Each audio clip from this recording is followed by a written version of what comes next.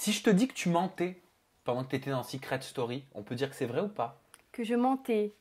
Tu Bah, vas savoir où je veux en venir. alors, Secret Story, c'est un jeu, donc forcément, à chaque jeu, on est Alors, je obligé. parle pas de mensonges de ce type-là. Je parle de mensonges vraiment sur la personne que tu étais vraiment.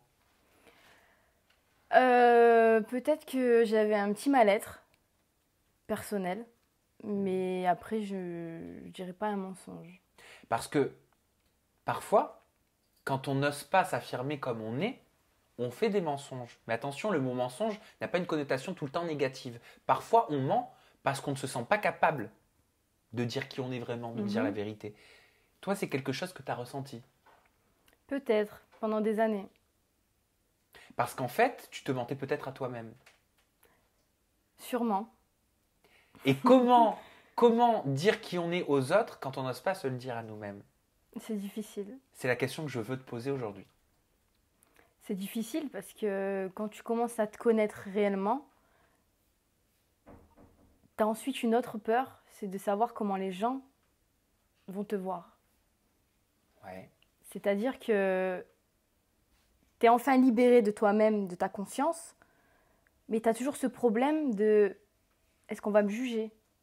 Qu'est-ce qu'on va Qu'est-ce penser? qu'on va penser? Qu'est-ce qu'on va me dire? Est-ce qu'on va pas me repousser? Me repousser, me fermer la porte. Et cette crainte que tu avais, elle est en lien avec ta sexualité. Exactement. C'est-à-dire que pendant des années, tu ne t'autorisais pas à être celle que tu sentais que tu étais. Exactement. Vulgairement, tu disais que tu étais hétérosexuel, Mm, alors qu'en fait, tu étais homosexuel. exactement. C'est ça. C'est ça. J'ai voulu en fait faire comme toutes les filles. J'ai été vers les garçons parce que c'est la base. Quand Mhm. tu grandis, on t'explique. Garçon, femme, c'est fait pour être ensemble. Bleu, rose. C'est ça. Donc forcément, ben, tu vis ta vie pareil que les autres. Mais tu as toujours un côté de toi qui te dit, mais pourquoi je suis pas épanouie? Pourquoi j'aime pas? Pourquoi je m'en fous? Pourquoi ben, j'ai rien à raconter comme mes copines? Enfin, c'était compliqué. C'était vraiment compliqué. Mais tu te forçais à avoir des relations avec des garçons, à avoir des petits copains? Non, je me suis pas forcée. J'ai eu quand même deux grandes relations dans ma vie avec un garçon, mais j'étais pas heureuse. C'est-à-dire que un garçon ne me dégoûte pas. Attention, hein.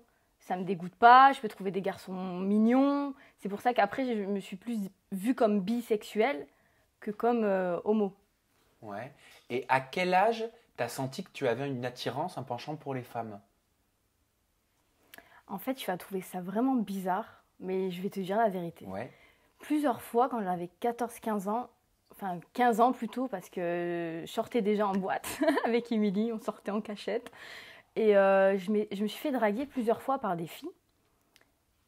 Et c'est peut-être méchant, hein, mais pas limite les insulter, mais c'était dégage, casse-toi, très violent.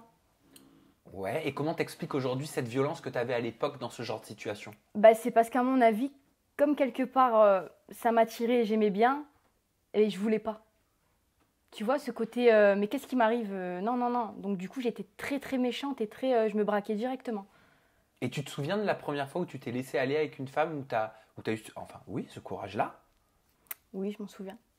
T'avais quel âge? Euh, 22 ans. C'était Ah, après Secret Story. ah, donc après Secret. Ok. Et ça s'est passé comment? Tu l'as rencontré comment? Qu'est-ce qui t'a fait le déclic?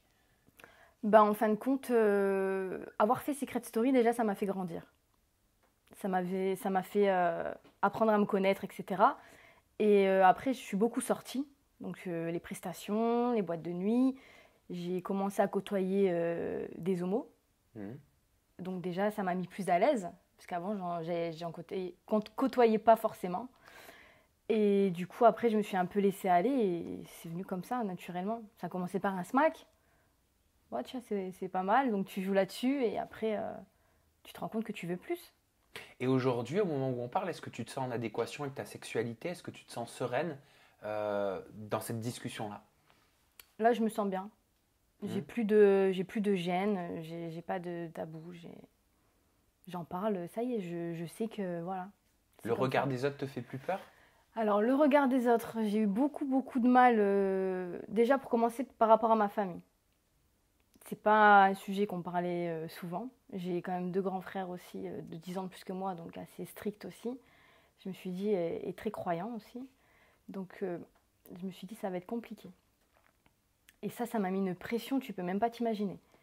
Une pression ici, là, où moi j'avais une copine, admettons, et je pouvais pas le dire, je pouvais pas... Et ma mère, alors, t'as jamais de copain, c'est bizarre, c'est pas normal. Ah, ça te fout une pression Et sociale. là, t'as une pression encore plus, et limite, c'est ma mère, je l'aime plus que tout, mais tu l'envoies un peu chier, quoi. Tu te dis, ah, laisse-moi tranquille. Ouais, tu parce sais, que ça t'agace, donc forcément tu réagis avec une réaction Même agressive. Ouais, voilà, tu sais pas quoi dire. T'es là, tu te dis, merde, comment je vais faire? Dans quelle situation je me suis mise? Et aujourd'hui, est-ce que tu peux te qualifier avec des mots? Est-ce que tu peux dire je suis bisexuel? Est-ce que tu peux dire je suis homosexuel? Quelle est ton identité aujourd'hui? Ça reste encore un peu flou, bizarrement. Parce que pendant des années, j'ai dit bisexuel, peut-être parce que ça passait mieux. Mais aujourd'hui, ça fait 4 ans que je suis en couple avec une fille. Ouais. Et j'assume totalement et je suis très bien. Et donc, je peux dire que je suis homosexuelle. Donc aujourd'hui, tu vis pleinement ta relation? Je vis pleinement ma relation avec une femme. Mais je tiens quand même à préciser qu'un homme me dégoûte pas. Je suis pas au point de dire ah un homme. Mais tu te sens plus attiré Tu par vois les ce que je femmes veux dire? ou les garçons? Plus attirée par les femmes. D'accord. Et quand tu te projettes, quand tu penses à ton futur, quand tu penses à ton avenir, tu te visualises, tu te vois te marier avec une femme, avoir des enfants avec une femme? Alors, c'est une très bonne question. Parce que encore il y a quelques mois de ça, je me posais la question. Ouais. Est-ce que je veux me voir avoir des enfants et me marier avec un homme ou avec une femme? Donc forcément, tu veux suivre le cours du temps. Donc tu as quand même toujours le cliché de la belle famille, l'homme, la femme, les enfants. C'est moins compliqué, il faut se le dire. Mais là, pour l'instant, je suis avec une fille et je m'imagine aussi avec elle, plus tard, avoir des enfants et être mariée. Et tu as envie de J'ai te envie, marier, bien sûr. d'avoir des enfants? Aujourd'hui, de toute façon, le mariage y est légal. Donc c'est déjà une bonne chose. Et après, pour les enfants, ça sera un peu plus compliqué. Mais des fois, quand on me dit « Ah, mais tu vas faire comment si t'aimes les femmes pour avoir des gosses ?» Je suis une femme. C'est un peu moins compliqué que pour un homme. C'est ça, en fait. Je suis une femme, j'ai envie de te dire. Même toute seule, célibataire, j'ai envie d'un gosse, je fais un gosse. Et vous en Ça, parlez c'est- avec ta copine? Est-ce que tu sais laquelle de vous portera l'enfant? Je suis la plus vieille. Donc,